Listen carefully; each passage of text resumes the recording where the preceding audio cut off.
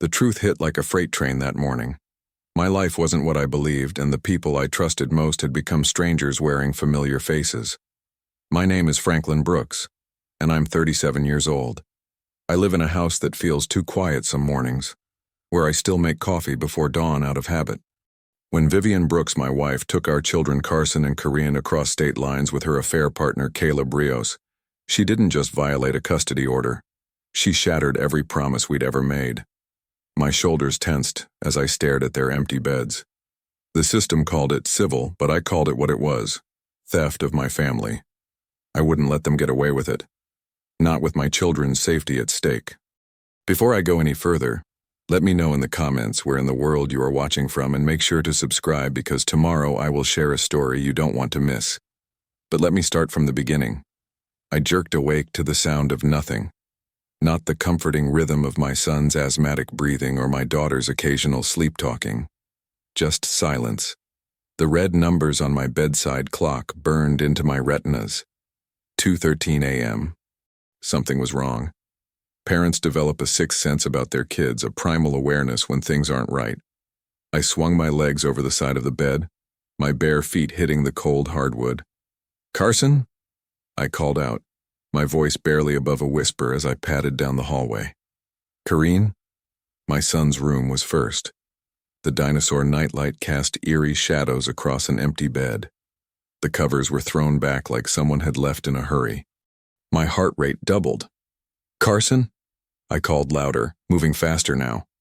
Corinne's room was the same. Bed empty, her stuffed rabbit abandoned on the floor. Her dresser drawers hung open, clothes spilling out. I ran my hand through my hair, panic starting to claw at my chest. I sprinted through the house, flipping on lights, checking closets, the bathroom, anywhere they might be hiding. When I reached the garage, the final piece clicked into place. The minivan was gone. Vivian had taken them. My hands trembled as I grabbed my phone and dialed 911, the screen slick with sweat from my palm. 911, what's your emergency? My wife has taken my children, I said, fighting to keep my voice steady.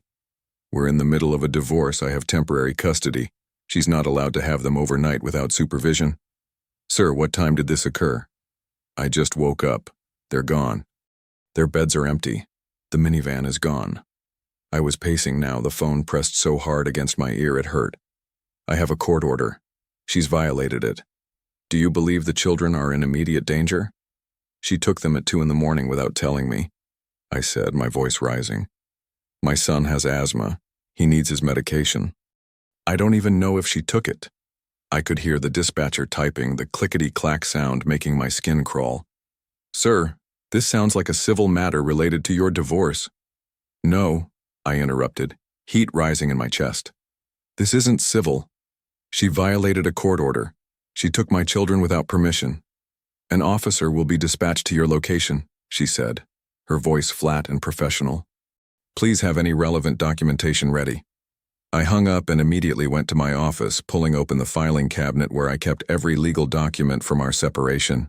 The temporary custody order was right on top, the judge's signature still fresh. It couldn't have been clearer. I had primary physical custody. Vivian was limited to supervised visits, no overnights. The ink might as well have still been wet. When the officer arrived 40 minutes later, I handed him the order before he'd even stepped fully into the house. My wife took my children. She doesn't have the right to do that, I said, pointing to the relevant paragraph. He glanced at it, his eyes barely scanning the text. Mr. Brooks, I understand you're upset, but these domestic situations— This isn't a domestic situation, I said, feeling my fingernails digging into my palms. This is custodial interference, possibly kidnapping. That's not how the law sees it when it's apparent, he replied, handing the paper back to me. We can take a report, but there's not much we can do tonight. You'll need to contact your attorney in the morning. I stood there, paper in hand, as he wrote down a few details in his notebook. My children were gone, taken by someone who had no legal right to take them, and the system tasked with protecting them had just shrugged. By dawn, I hadn't slept a minute. I'd called my sister Hannah 4 times before she finally answered, her voice thick with sleep. Franklin? What's wrong? Vivian took the kids, I said.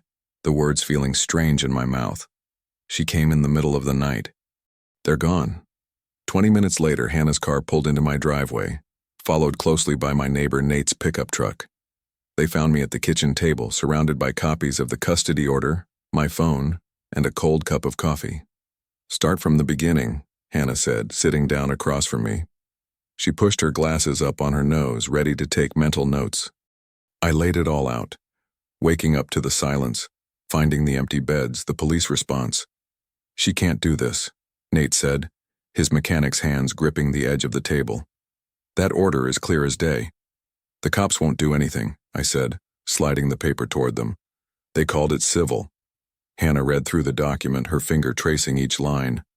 "This is outrageous. She's in direct violation." I nodded, reaching for my phone. "I'm calling her, right now." My finger hovered over Vivian's number on the screen. I pressed the speakerphone button, my hand trembling slightly as the first ring echoed through the kitchen. The ringtone buzzed once, twice, 3 times. Hannah's eyes never left my face. Nate stood with his arms crossed, jaw tight. On the 4th ring, there was a click. "What?" Vivian's voice, sleepy but sharp, filled the kitchen. "Vivian, where are Carson and Corinne?" I kept my voice as steady as I could manage. "They're with me," she said, her tone suddenly syrupy, performative. "We needed some time away from the situation." "The situation?" I repeated. "You mean the court order that explicitly says you don't get to have them overnight without supervision?" "God, Franklin." She sighed dramatically. "This is exactly why I had to get away. You control everything. Every minute, every breath. It's suffocating." Hannah's hand reached across the table, squeezing my wrist. A silent reminder to stay calm. I took a deep breath. "This isn't about control, Vivian. This is about the judge's order, the one you agreed to follow." "That judge doesn't know me," she snapped. "He doesn't know what it's like to be treated like a visitor in my own children's lives." I could hear movement in the background, sheets rustling. Someone else was there. "Are the kids okay?" I asked. "Is Carson using his inhaler?" "Of course they're okay." Her voice had an edge now. "What kind of mother do you think I am? The kind who takes children across county lines at 2 a.m. without telling their father," I said, each word precise. There was a muffled sound, then a male voice in the background. My stomach clenched. "Caleb." "Caleb's there with you, isn't he?" I asked, even though I already knew. She paused before answering. "Yes. He understands me, Franklin. He doesn't make me follow a clipboard schedule. He doesn't make me feel like I'm doing everything wrong." "He helped you break a court order," I said. "That's not understanding, that's aiding custodial interference." "Oh my God, listen to yourself." She laughed, a brittle sound that sliced through the air. "Everything's a legal term with you. Everything's a violation. Maybe I just wanted to be with my children without you breathing down my neck. You took our children in the middle of the night," I said, keeping my voice measured while making sure the phone's recording feature was running. "You put them in a stranger's car in God knows what motel without telling me, without their medicine. Do you know Carson's inhaler hasn't been refilled since last week?" "You threatened me," she shot back, voice rising. "You're always threatening me." "When?" I demanded. "Tell me exactly when I threatened you. You're always making it sound like you're the only one who can protect them, like I'm dangerous." "No," I said, feeling my composure slipping. "I'm protecting them from being kidnapped in the middle of the night." "Kidnapped?" She let out another laugh, this one louder. "I'm their mother. Mothers don't kidnap their own children. The law disagrees. Bring them home now, Vivian. We sort this out like adults, in court with lawyers present, not sneaking around in the dark." "You can't make me," she said, her voice dropping to something colder. "And watch how fast the court believes me when I tell them how controlling you are." "Try it," I said, matching her tone. "Try explaining why you thought it was okay to take an asthmatic child without his medication. Try explaining why you violated a direct court order. Go to hell, Franklin." "Where are you?" I asked again. "I need to see my children." "They're fine. They're with me. That's all you need to know." "Vivian." The line went dead. I stared at the phone for a moment, then slammed my palm against the table hard enough to make the coffee cup jump. "She hung up," I said, the words bitter in my mouth. Hannah was already taking notes. Did you get all that recorded? I nodded, pulling up the recording app to confirm it had captured everything. Every word. Every admission. So what now? Nate asked, his voice quiet in the tense room. I looked between them, feeling something shift inside me, grief hardening into resolve. The trembling in my hands had stopped. In its place was a cold, clear focus. If the police won't enforce the order, I said, I will. I'd barely slept when the first light crept through the blinds. My eyes burned, but my mind was racing. I needed to find my kids, and I needed to do it now. Hannah showed up at 6:30, laptop under her arm, dark circles under her eyes matching mine. I've been tracking Vivian's cards all night, she said, setting up at the kitchen table. There's a hit on her credit card at a toll booth outside Louisville. I leaned over her shoulder, studying the screen. When? Yesterday afternoon around 4. She pulled up another screen. And this is interesting, a charge at a gas station in Nashville late last night. She's heading south, I said, the realization landing like a stone. They're running. The doorbell rang. Nate stood on the porch, car keys dangling from his fingers. Ready when you are, he said simply. I grabbed the folder I'd started, custody order, printouts of Vivian's call, notes from the night, and threw it in a backpack. Let's go. In the car, I stared out the window, my mind replaying every moment from that call. The laughter in Vivian's voice when I mentioned kidnapping. Caleb's presence in the background. Every detail mattered now. You remember that time in college when your bike got stolen? Nate asked, eyes on the road as we crossed into Kentucky. I glanced at him. What about it? You tracked that thing down across 3 campuses. Followed a trail most people would have missed. He shot me a quick look. You're gonna find them, Frank. The memory hit me. That old blue Schwinn my dad had given me. I'd spent 2 weeks tracking leads, questioning people, until I found it repainted in a dorm bike rack 10 miles away. I'd been methodical then. I needed to be methodical now. The Louisville Motel was a low-slung building with peeling paint and a flickering vacancy sign. The clerk behind the desk was young, bored, twirling a pen between his fingers. Yeah, I remember them, he said when I showed the photos. Woman with 2 kids checked in day before yesterday. There was a guy with them, loud, kept talking about heading somewhere warmer. Did you hear where? I asked, making notes in my folder. The clerk shrugged. Tennessee, maybe? The guy was wearing a Titans cap. Mentioned something about Nashville. Did the kids seem okay? The question caught in my throat. Tired. The little boy was coughing some. My chest tightened. Carson's asthma.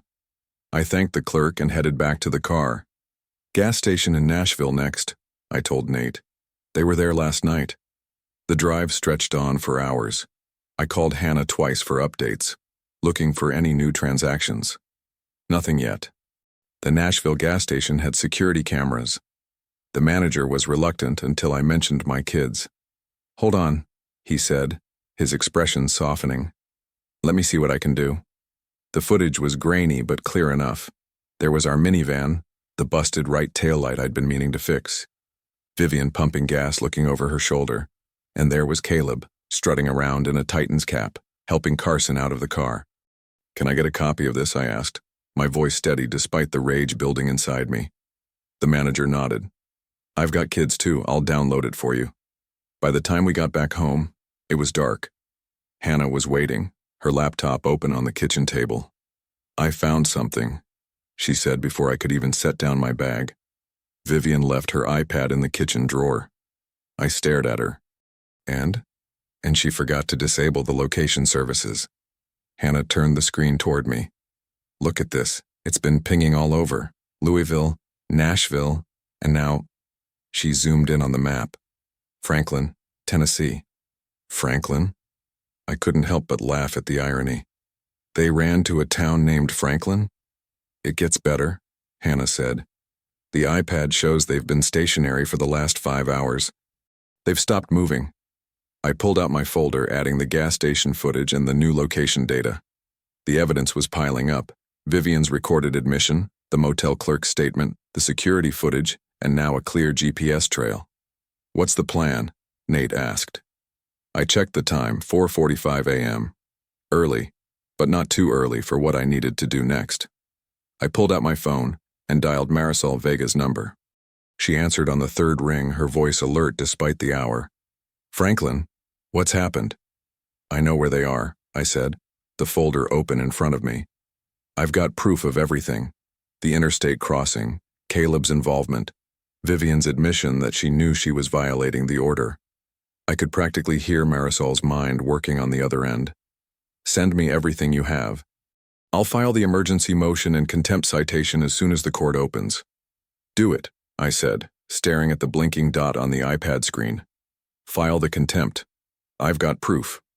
Marisol Vega's office had the clean, organized feel of someone who knew exactly how to navigate chaos. I spread the evidence across her desk like playing cards: gas station receipts, motel confirmations, toll records, the iPad location history printouts, and my phone with the recorded call. "This is good, Franklin," Marisol said, examining each piece methodically. Her dark hair was pulled back in a severe bun that matched her expression. "Very good, actually. You've documented everything clearly. Will it be enough?" I asked, leaning forward. "More than enough for an emergency ex parte motion." She tapped the recording. This alone, Vivian admitting she knew about the custody order and violated it anyway, is damning. Add Caleb's involvement and the interstate crossing. She nodded sharply. "Judge Leland doesn't tolerate this kind of behavior." "When can you file?" Marisol checked her watch. "I'll have it on the judge's desk within 2 hours. I'm requesting immediate enforcement of the existing order, contempt sanctions, and potentially criminal charges for custodial interference." I rubbed my temples, feeling the weight of 2 sleepless nights. "And how long until we can get the kids?" "Once the judge signs, we can enforce immediately." She studied my face. "But you're not planning to wait for that, are you?" "I know where they are right now," I said. "I can't just sit here while my son might need his inhaler." Marisol sighed. "Franklin, I understand, but don't do anything that could complicate our position." "I won't. I just need to see them. Make sure they're okay." She looked at me for a long moment before nodding. "Take someone with you, and if there's any confrontation, record everything. Remember, you're the one following the law here." An hour later, Nate and I were crossing into Franklin, Tennessee. I'd called the county sheriff's office explaining the situation. They agreed to send a deputy to meet us, not to enforce the order yet, but to keep the peace while I assessed the situation. "You sure about this?" Nate asked as we pulled up half a block from the address. I nodded, my eyes fixed on the small rental house with our minivan parked out front. "I need to see my kids." The deputy arrived a few minutes later, Officer Daniels, a woman with steady eyes and a no-nonsense demeanor. I showed her the temporary custody order. "I understand this is difficult," she said, "but until we get confirmation from the judge, I can only intervene if there's a disturbance." "I'll wait here with you." We didn't have to wait long. The front door opened around 9:30 and my heart lurched as Carson and Karine stepped outside wearing backpacks. Carson was looking down at his shoes, but Karine was scanning the street, as if searching for something or someone. I stepped out of the car and Karine spotted me instantly. Her face lit up. "Daddy!" she shouted, breaking into a run. Vivian appeared in the doorway, her face twisting when she saw me. She lunged forward and grabbed Karine's arm, pulling her back roughly. "What are you doing here?" she demanded as I approached. "I'm here for my children," I said, keeping my voice level. "The court order gives me primary custody, you know that." Caleb emerged behind her, puffing up his chest. "You need to leave, Brooks. You're trespassing." "Actually, I'm not," I replied, nodding toward Officer Daniels, who was approaching. "I'm enforcing a valid court order, the one you both knowingly violated." Carson's eyes were wide, darting between all of us. I could hear the slight wheeze in his breathing. "Carson, do you have your inhaler?" I asked. He shook his head. "This is harassment," Vivian spat. "We're just trying to have family time." "Family time doesn't include kidnapping," I said, my voice steady despite the anger burning in my chest. "And it doesn't include putting our son's health at risk." Caleb took a step toward me, his face reddening. "You think you're so perfect with your rules and schedules? Vivian needed to get away from you." "Step back, sir." Officer Daniels warned. I didn't flinch. I'm not here for a fight, Caleb. But you should know that helping Vivian violate a custody order makes you legally liable for custodial interference. That's a civil claim I can, and will, pursue. His face faltered slightly. I've already documented everything, I continued. The motels, the gas stations, your presence. My attorney is filing contempt papers as we speak. Officer Daniels approached Vivian with a folder. Ma'am, these are the papers Mr. Brooks has provided. While I can't enforce them until we get confirmation, I suggest you review them carefully. Vivian snatched the folder, her hands shaking. Corinne broke free and ran to me, wrapping her arms around my waist. Carson followed more slowly, but the relief in his eyes was unmistakable. This isn't over, Vivian hissed. You're right, I said. It's just beginning. I led the children to my car, feeling their small hands in mine. Everything else, the legal battle ahead, the confrontation with Vivian and Caleb, even Marisol's pending motion, seemed distant compared to this moment. I helped them into the back seat, buckling them in carefully. Carson's breathing was still labored. We'll get your medicine soon, I promised, smoothing his hair. Are we going home? Corinne asked, her voice small. I looked at my children, tired, confused, but safe with me again, and felt my hands tremble with the weight of relief. Yes, sweetheart, I whispered. We're going home. I watched the road ahead, keeping the speedometer right at the limit while periodically checking the rearview mirror. The steady rhythm of tires on pavement had a calming effect after the storm we'd just weathered. Carson was humming softly in the back seat, some video game tune he'd been stuck on for weeks, while Corinne had dozed off against the window, her stuffed rabbit clutched against her chest. You doing okay back there, buddy? I asked, catching Carson's eye in the mirror. He nodded. Is Mom in trouble? My grip tightened on the steering wheel. It's complicated, Carson. The important thing is that we're together now. But we're going home, right? For real home? That's the plan, I said, trying to sound more confident than I felt. We were barely an hour north of the Tennessee state line, making good progress back to Kentucky. I allowed myself a cautious breath of peace. The kids were safe. We had documentation. Marisol was filing the contempt motion. For the first time in days, I felt like I could exhale without something crumbling beneath me. That's when I saw the flashing lights in my rearview mirror. What's happening? Carson asked, his voice rising with concern. Just a police car, I said, keeping my tone even as I signaled and pulled onto the shoulder. Nothing to worry about. But my stomach was already nodding. This wasn't right. I hadn't been speeding. All my paperwork was in order. Unless... I rolled down the window as a Tennessee deputy approached, hand resting on his belt. License and registration, he said flatly.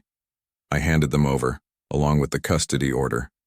Officer, I have my children pursuant to this Kentucky court order. We're heading home. He barely glanced at the paper. Step out of the vehicle, sir. May I ask why? I kept my voice calm, though my heart was hammering. There's been a competing filing. I need you to step out now. I looked back at Carson, whose eyes had gone wide with fear. Corinne was stirring from her nap, confused. It's okay, I said to them. Just stay put. Outside the car, the deputy handed me a thick envelope. This is an emergency ex parte order filed in Davidson County this morning by Vivian Brooks. She's alleging you've been violent and unstable, that you threatened her and forcibly removed the children. I tore open the envelope with shaking hands, scanning the documents inside. The words blurred together, but certain phrases jumped out. Violent outbursts, threatened bodily harm, fear for children's safety. This is a lie, I said, my voice cracking. Every word of it. Not my department to decide, the deputy replied. But I'm required to enforce it until the jurisdictional dispute is resolved. A second vehicle pulled up behind us. A woman stepped out and approached. Some kind of social worker, I guessed from her clipboard and official-looking badge. The children will be placed with... The deputy checked his notes. Lisa Myers, identified as Vivian Brooks's cousin, pending the emergency hearing tomorrow morning. You can't do this, I said, fighting to keep my voice steady. They have a right to be with me. I have the original order. Competing jurisdictions, sir. Tennessee says one thing, Kentucky says another. Until the judges sort it out, this is the protocol. The social worker moved past me toward my car. Wait, I begged. At least let me explain to them, please. The deputy hesitated, then nodded once. I knelt by the open back door where Carson and Corinne were now both fully awake and terrified. Hey, I said softly. There's been a mix-up with some paperwork. You're going to stay with Aunt Lisa for tonight, just until tomorrow when I can fix this. I want to go home, Corinne whimpered. I swallowed hard. I know, sweetheart. Me too. But it's just for one night, I promise. Dad? Carson's voice was small. Is this because of Mom? I couldn't lie to him. Yes, but I'm going to fix it. Your inhaler is in your backpack, I reminded him, as the social worker gently ushered them toward her car. Don't forget to use it. I stood frozen on the shoulder of the interstate, watching as my children were driven away in a stranger's car for the second time in a week. The deputy handed back my license. Court convenes at 9 tomorrow morning, Davidson County Family Court. He said, almost apologetically. You'll want to be there. I nodded numbly, unable to form words as he returned to his cruiser, and pulled away. When I finally managed to get back into my car, I couldn't bring myself to start the engine. I just sat there, hands gripping the wheel so hard my knuckles turned white, staring at the empty back seat where my children had been moments ago. That evening, I sat on a hard bench in the courthouse hallway, watching people come and go with their ordinary problems while my world lay in pieces around me. Marisol arrived, briefcase in hand, looking grim but determined. How could this happen? I asked, as she sat beside me. I had the order.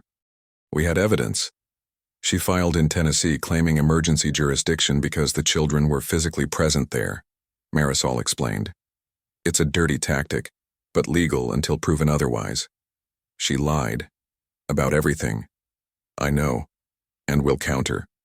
Marisol's voice was steel. We're filing our own emergency motion tonight. I've already contacted the Kentucky judge to inform him of the jurisdictional conflict. I stared at the floor, seeing Carson's frightened eyes, hearing Corinne's small voice asking to go home. She's turning the system into her weapon, I whispered, clenching my fists so tight I could feel my nails digging into my palms. Then I'll turn it into mine. I didn't sleep that night. Not a wink. Hannah showed up at my hotel room around midnight with a cardboard box and 3 cups of coffee balanced precariously in a drink carrier. You look terrible, she said, setting everything down on the rickety desk by the window. Thanks, I muttered, taking one of the coffees.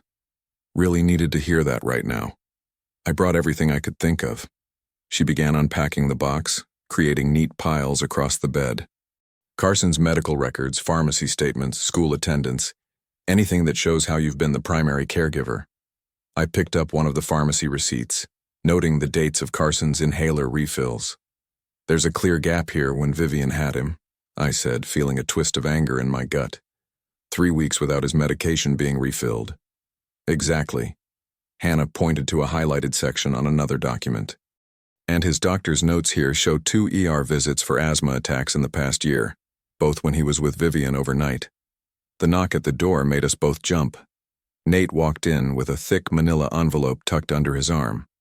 Got him, he said, dropping the envelope on the desk. Marisol's paralegal just emailed these over. The motel records from subpoenas she filed yesterday.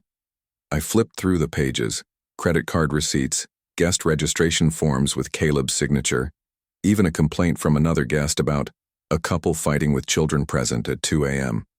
And this, Nate said, pulling out his phone, is what I really wanted to show you. He pulled up a text message thread. Remember that guy from my softball league who works at the cell company? He got me these legally. Subpoena response just came through. The messages were between Caleb and someone named Mike. Got her and the kids out. Heading south. Franklin doesn't know shit. You sure this won't backfire? Trust me. Once she gets custody, Franklin's done. We're set. My hands shook as I read them. When were these sent? Night they disappeared, 2:36 a.m. I let out a long breath. This is exactly what we need. My phone rang, Marisol.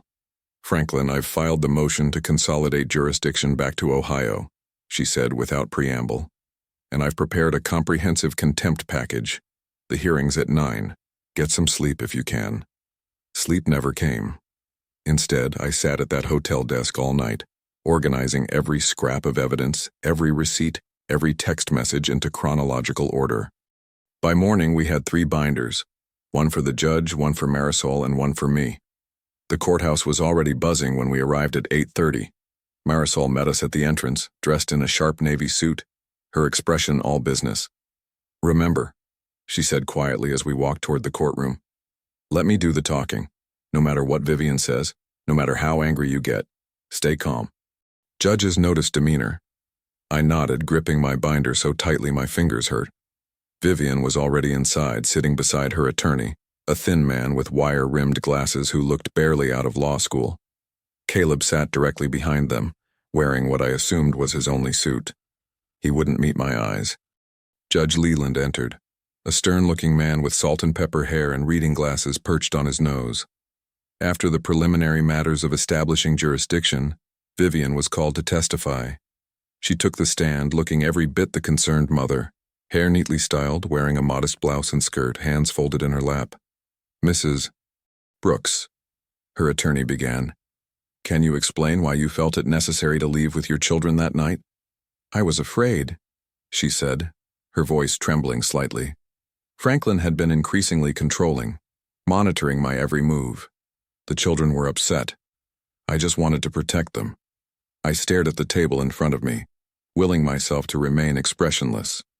When Marisol stood for cross-examination, her approach was methodical, almost gentle.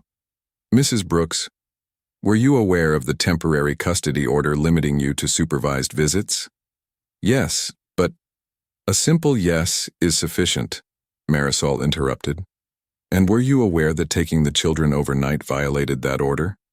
Vivian shifted in her seat. "The order wasn't fair." Marisol approached the bench. "Your Honor, I'd like to play a recording of a phone call between Mr. Brooks and Mrs. Brooks from the morning after she took the children." The judge nodded, and Marisol pressed play on her laptop. My voice filled the courtroom. "You knew the judge limited you to supervised visits. You didn't get to take them overnight." Then Vivian's response. "You act like you own everything, Franklin." Her laugh, that dismissive, mocking laugh when I mentioned kidnapping, echoed through the speakers. Vivian's face flushed as the recording played. When it finished, the courtroom was silent. Caleb's testimony came next. He sat stiffly in the witness chair, repeatedly adjusting his tie. "I was just helping a friend," he insisted. Vivian was scared she needed support. "Mr. Rios," Marisol said, her voice deceptively casual, "I'd like to direct your attention to Exhibit 14 in the binder in front of you. Could you read the highlighted text message you sent at 2:36 a.m. on April 17th? Caleb looked down, then back up, his face visibly paling. "Out loud, please," Marisol prompted. He cleared his throat. "Once she gets custody, Franklin's done." "We're set." "What did you mean by we're set, Mr. Rios?" "I just meant that Vivian would be happier." "Really? Not that you and Mrs. Brooks had plans together once her divorce was finalized? Plans that required her to have custody?" "Objection," Vivian's attorney called. "Speculation. I'll rephrase," Marisol said smoothly. "Mr. Rios, were you aware that assisting someone in violating a custody order can make you personally liable for intentional infliction of emotional distress?" The color drained completely from Caleb's face. "No." After 4 grueling hours of testimony, Judge Leland removed his glasses and addressed the courtroom. "I'll review all the evidence presented today and issue my ruling tomorrow morning at 9. Court is adjourned." As the gavel came down, I felt suspended between hope and dread, my children's future, and mine, hanging in the balance. I barely slept that night. The weight of everything, Carson and Corinna's future, the past year of turmoil, and the uncertainty ahead, pressed down on me until I gave up trying around 4 a.m. I made coffee, sat at the kitchen table, and watched the sunrise paint the walls the same soft orange it had for years before everything fell apart. Hannah arrived early, her eyes scanning my face. "Did you sleep at all?" "Not really." I handed her a mug of coffee. "But I'm clear-headed." She squeezed my shoulder. "That's what matters today." Nate picked us up at 8:15. The drive to the courthouse was mostly silent, each of us lost in our own thoughts. I kept checking my watch, willing time to move faster and slower all at once. Marisol met us in the hallway outside the courtroom, looking fresh and determined despite the early hour. "Ready?" she asked. I nodded. "Whatever happens, we fought the right way. And we're going to win," she said with the quiet confidence that had kept me going through the darkest moments. Inside, Vivian sat with her attorney, her eyes darting nervously around the room. Caleb was behind them again, looking like he'd had even less sleep than I had. Good. At precisely 9 a.m., the bailiff called, "All rise," and Judge Leland entered the courtroom carrying a thick folder I recognized as our case file. "You may be seated," he said, settling into his chair and adjusting his glasses. He opened the folder deliberately, taking his time to arrange the papers before looking up. "After careful review of all evidence and testimony presented, I am prepared to issue my ruling in the matter of Brooks versus Brooks." He cleared his throat. "First, regarding the violation of the temporary custody order dated March 12th, I find that Mrs. Vivian Brooks willfully and knowingly violated the terms of this order when she removed the minor children, Carson and Corinne Brooks, from their primary residence without permission or notification." Vivian shifted in her seat, her shoulders tensing. The evidence clearly demonstrates that Mrs. Brooks was aware of the limitations placed on her visitation rights and chose to disregard them. Furthermore, her subsequent filing in Tennessee jurisdiction was made in bad faith, an apparent attempt to circumvent this court's authority. Judge Leland paused, looking directly at Vivian. "This court does not take such actions lightly. Mrs. Brooks, you are hereby sanctioned for contempt of court in the amount of $2,500. I felt a wave of vindication wash over me, but kept my expression neutral as the judge continued. "Regarding custody, given the demonstrated disregard for court orders and the evidence presented concerning the children's care, I am granting Mr. Franklin Brooks sole legal and physical custody of the minor children, Carson and Corinne Brooks, pending the final divorce hearing." My heart pounded so hard I could feel it in my throat. Hannah's hand found mine under the table and squeezed. "Mrs. Brooks will be permitted supervised visitation twice monthly at the County Family Center until she demonstrates consistent compliance with court orders." Judge Leland turned a page. "Additionally, financial records indicate Mrs. Brooks withdrew approximately $1,483 from joint accounts after the temporary orders were issued, in violation of the standard financial restraining order. She is ordered to repay these funds within 30 days. Vivian's face had gone pale. Her attorney leaned over, whispering urgently in her ear. Judge Leland closed the folder. "This ruling is effective immediately. Are there any other matters before the court today?" Marisol stood. "Yes, Your Honor.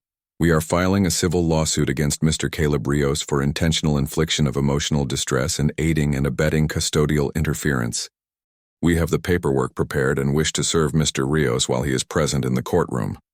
Caleb shot to his feet. "What? This is harassment. They can't do this to me." His voice echoed through the courtroom. Judge Leland's gaze hardened. "Mr. Rios, you will sit down and remain silent, or I will have you removed from my courtroom.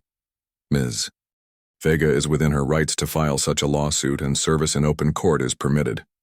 A bailiff approached Caleb with the papers. He took them, his hands visibly shaking. "If there's nothing else, we're adjourned." The gavel came down with a decisive crack. I stood slowly, the reality of what had just happened washing over me in waves. My children were coming home. Really home. For good. Outside the courtroom, surrounded by Hannah, Nate, and Marisol, I finally let myself smile. "Now we finish it," I said quietly, holding the court order that would bring my children back to me. After Judge Leland's ruling, we had 6 weeks until the final divorce hearing. 6 weeks to make sure every piece of evidence was airtight, every financial record scrutinized. Hannah practically moved in with me, bringing her laptop and stacks of bank statements to spread across my kitchen table each night after the kids went to sleep. "Look at this," she said one evening, sliding a paper toward me. "February 12th, $30,200 transferred to a new account we didn't know about. March 3rd, another $2,700. I leaned over her shoulder, looking at highlighted transactions that showed a pattern. She was planning this for months. At least 6, Hannah confirmed, adjusting her glasses. She's been siphoning small amounts, just under the bank's large transaction reporting threshold, since last fall. The betrayal stung all over again. While I'd been working extra shifts to cover Carson's medical bills, Vivian had been squirreling away cash, preparing her escape route. I remembered how she'd kissed me goodbye those mornings, the practiced smile that never quite reached her eyes. All part of the performance while she plotted behind my back. "We need to subpoena her personal accounts," Marisol advised during our next meeting. "The judge already found her in contempt. This will strengthen our position for an unequal distribution of assets." The morning of the final hearing arrived with a clear sky and crisp fall air. I stood in front of the bathroom mirror adjusting my tie, hands steadier than they'd been in months. The house felt different now, restored to us. Carson's action figures lined up on his dresser, Kareen's stuffed animals arranged carefully on her bed. The chaos of those first desperate days had given way to routine and stability. "You ready?" Nate asked, waiting by the front door. He'd volunteered to drive me to the courthouse. "Hannah's already there with Marisol going over last-minute details." I nodded, taking one last look around the house before following him out. The courtroom was more crowded than for our previous hearings. Vivian sat with her attorney, who looked increasingly frustrated with her client. Caleb slouched in the gallery behind them, wearing what looked like his only suit, wrinkled from too many courthouse appearances. Judge Leland called the court to order. Marisol presented our case methodically, introducing bank records showing the systematic withdrawal of funds, credit card statements revealing Vivian's purchases of hotel rooms and meals with Caleb while I watched the kids, and testimony from neighbors about my reliability as a father. When Nate took the stand, his voice was steady. "I've lived next door to Franklin for 8 years. He's always been the one getting those kids to school, taking them to doctor appointments, coaching Carson's t-ball team." He looked directly at me. "After Vivian left with them that night, I've never seen anyone work harder to bring their family back together and create stability." Vivian's attorney tried to paint her as a devoted mother who made one mistake, but the narrative fell apart under Marisol's cross-examination. "Mrs. Brooks," Marisol began, "can you explain why, if you were concerned about Mr. Brooks's parenting, you left your children's medication behind when you took them across state lines?" Vivian shifted in her seat. "I was scared. I wasn't thinking clearly. Yet you had the presence of mind to withdraw cash from 3 different ATMs the day before, staying under the daily limit at each location." Marisol held up the bank records. "That doesn't suggest panic, Mrs. Brooks. That suggests premeditation." Vivian's composure cracked. Tears streaked her makeup as she fumbled through contradictory explanations about why she'd violated the custody order, how Caleb had only tried to help, and how she deserved another chance. When Caleb took the stand for the IIED claim, his arrogance had curdled into defensiveness. "I was just being a friend," he insisted. She needed help. Marisol approached him slowly. "Mr. Rios, is this your text message to Mrs. Brooks dated March 14th? Once we get the kids away, we'll make sure he never sees them again?" Caleb paled. "That was taken out of context. And this message dated March 16th. I found a place in Tennessee where we can lay low until the custody switches to you."